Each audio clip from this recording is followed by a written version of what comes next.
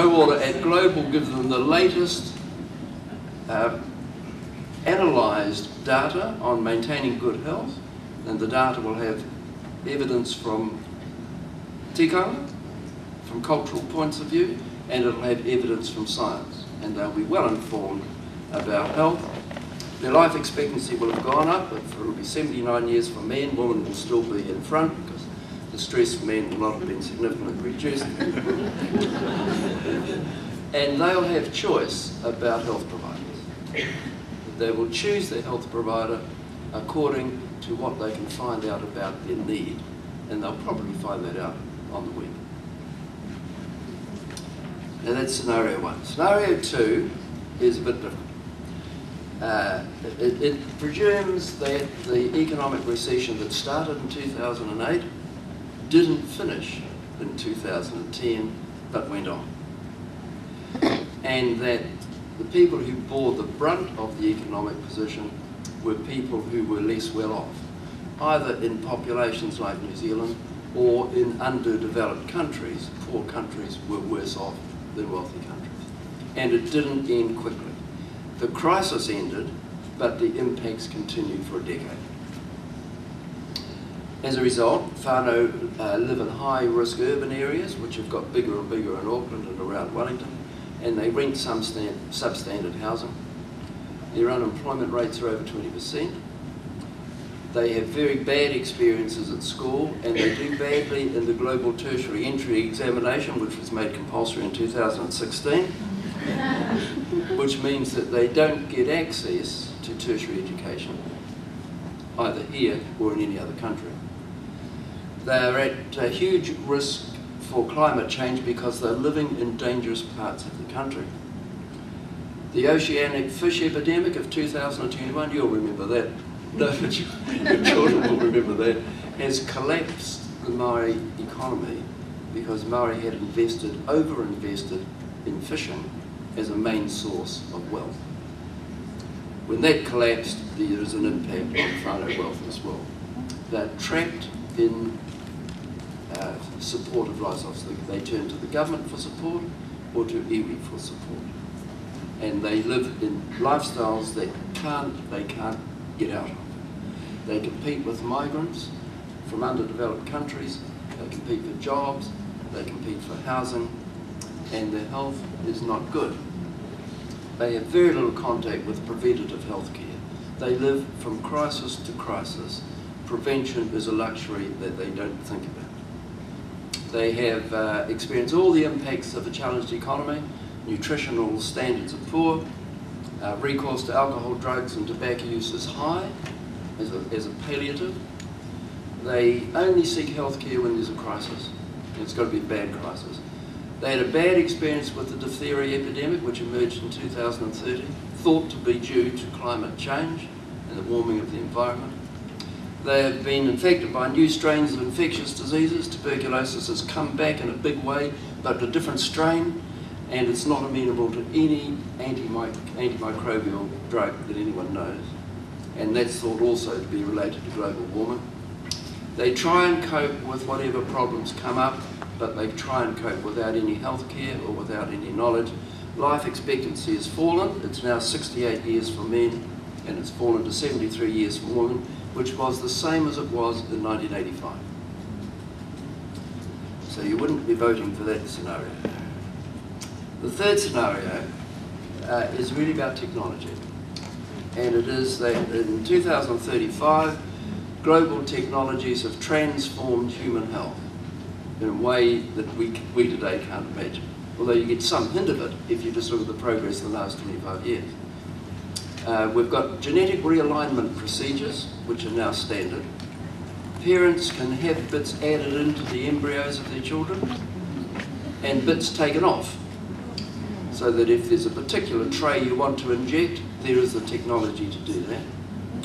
And if you don't like your partner's nose, you can have that removed from the embryo. Cloning has given way to genetic reconstruction, so that it's possible to alter the genetic structure. We already have that technology. We no longer do organ transplants. There were two difficult, too time-consuming, and always shortage of customers, or shortage of organs. But there's been this new auto-augmentation program where you can do your own transplant by modifying one of your existing organs and having it do the job of another. There's been quite a lot of debate about whether the country can afford it, and even more debate about if it can afford it, who should get priority treatment. Well, what the impact on whānau health, the Human Genome Application Act was passed in 2024. This was an act that made it possible to take full advantage of genetic research. Stem cells research was welcome. It was important to well-being. Māori began to endorse assisted reproductive technologies. They did it because in parallel to all this, there was fears about sterility emerging. There already is fears about sterility. And the question then came up, the whakapapa won't survive unless we do other things. And so it wasn't a question of being opposed to the spiritual connotations, but it was a question about, will our whānau survive? And that led to a greater endorsement of assisted reproductive technologies, transgenic technologies, bits from sheep and cows, and pigs. No, I think pigs have been deleted. Transgenic technologies were more acceptable. And one of the reasons for that was that the approach to prevention, which had been talked about, by 2009, that's this year actually, isn't it? In fact, the 2009 budget indicated that there would be less funding available for health promotion and health education and preventative programs. 25 years later, that had an impact. The rates of diabetes had increased, cancer rates had increased, and the question of prevention was not being talked about. What was being talked about was expensive approaches to treatment, and Māori, who are overrepresented in the mortality and morbidity line, began to accept that that was a reasonable way to go. The principle of human sanctity had given way to the principle of human survival.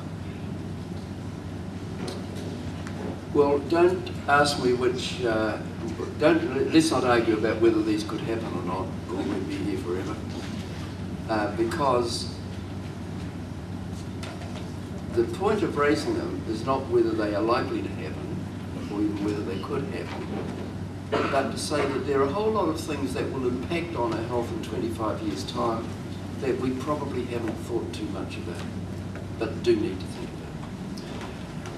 The economic fluctuations. We are not immune from the Northern Hemisphere collapses in finance. What happens there happens here. We're not immune to global warming. You know, I hadn't picked up too much global warming in Wellington in the last couple of days. But we, New Zealand, is, whatever happens around the world, it's going to happen to us. There'll be an impact on us, and we experience the droughts, the cyclones, the hurricanes, the floods will all be part of it. We can expect that to happen. We won't be immune from it. Nor will we be immune from the impacts of technology. We will be avid users of technology. We may not be wise users of technology, but we'll be avid users of technology. So the question is, which sort of future is preferable?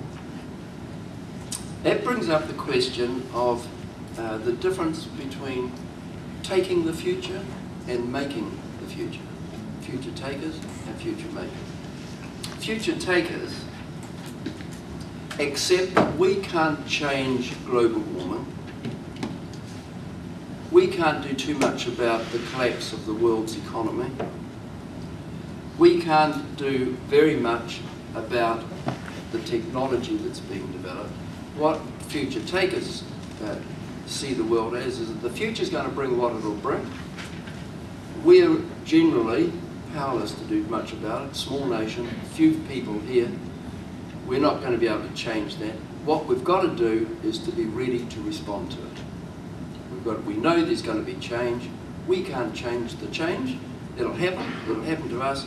We've got to be ready to respond.